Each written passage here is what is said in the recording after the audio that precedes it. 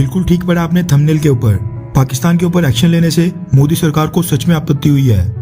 पूरा मामला क्या है वो बताने से पहले मैं आपको याद दिलाना चाहता हूँ कि तकरीबन 2 महीने पहले डायरेक्टरेट ऑफ रेवेन्यू इंटेलिजेंस ने गुजरात के मुंद्रा पोर्ट से 2 कंटेनर सीज किए थे, जिनमें तकरीबन 20,000 करोड़ रुपए की कीमत के ड्रग्स लोडेड थे।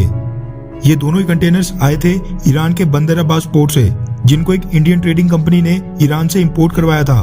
ये वाला इंसिडेंट जब से सामने आया था तब से अडानी ग्रुप को काफी ज्यादा टारगेट किया जा रहा था, क्योंकि गुजरात का मुंद्रा पोर्ट जहां पर ये ड्रग्स का कंसाइनमेंट पकड़ा गया था, ये अडानी ग्रुप के अंडर आता है। सोशल मीडिया के ऊपर अडानी ग्रुप के बारे में कई अनाप शनाप बातें बोली जा रही थी और ये कहा जा रहा था कि अडानी ग्रुप न जाने कितने सालों से ड्रग्स भारत के अंदर इंपोर्ट करवाता है। अडानी के साथ साथ पीएम भी इसमें मिले हुए हैं और पीएम मोदी भी अडानी अंबानी के लिए ही काम करते हैं, वगैरह वगैरह। बड़ी सारी नेगेटिव पब्लिसिटी के बाद अडानी ग्रुप ने फैसला किया था कि भारत के जो भी पोर्ट्स अडानी ग्रुप हैंडल करता है उनके ऊपर ईरान, अफगानिस्तान या पाकिस्तान, इन तीनों ही देशों के कंटेनर्स लोड या अनलोड नहीं किए जाएंगे। यानी एक तरह से ये तीनों देश अडानी ग्रुप द्वारा ब्लैकलिस्ट कर दिए गए थे, या कहो तो प्रतिबंधित कर दिए गए थे। इसके बाद भारत में ईरान की एम्बेसी ने यह फैसला आते ही इसके ऊपर कड़ी नाराजगी और दुख जताया था, जिसके बाद भारतीय सरकार ने इसमें इंटरवीन किया, जिसके बाद कहीं जाकर अडानी पोर्ट्स ने ईरान से आने वाले कंटेनराइज्ड कार्गोज को फिर से ग्रीन सिग्नल दे दिया था।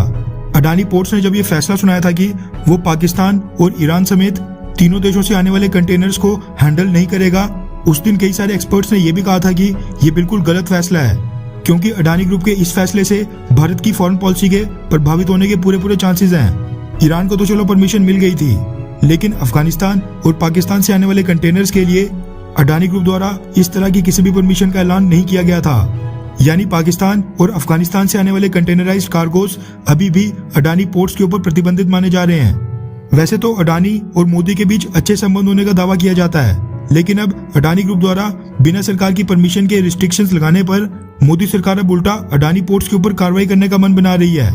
रेफरेंस के लिए आपकी स्क्रीन पर 5paisa.com के आर्टिकल का स्क्रीनशॉट है, जिसके मुताबिक भारतीय सरकार के कस्टम्स डिपार्टमेंट ने पाकिस्तान और ईरान समेत 3 देशों से आने वाले कार्गोज को बैन करने पर अडानी पोर्ट से एक्सप्लेनेशन मांगी है।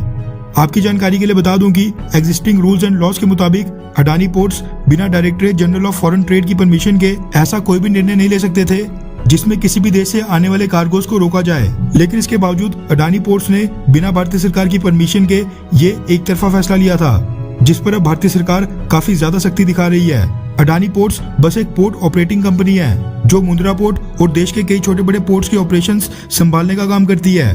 देश के बाकी पोर्ट ऑपरेटर्स की तरह अडानी पोर्ट्स के पास ये तक अधिकार नहीं है कि इवन वो ये चेक करे कि जो दूसरे देशों से कंटेनर्स भारत के अंदर आ रहे हैं, जिनको वो लोड या अनलोड कर रहा है, उसके अंदर क्या सामान लोडेड है। ये परमिशन भी सिर्फ और सिर्फ भारतीय सरकारी एजेंसीज के पास है। ऐसे में अडानी पोर्ट्स बिना सरकार की परमिशन लिए पाकिस्तान समेत 3 देशों के कार्गोज को कैसे ब्लॉक कर सकता है, जिससे देश की फॉरेन पॉलिसी भी प्रभावित होने का खतरा है। वैसे देखना ये होगा कि ये मामला ऐसे ही वार्निंग देकर ठंडा हो जाता है या फिर अडानी पोर्ट्स पर सच में कोई कार्रवाई होगी।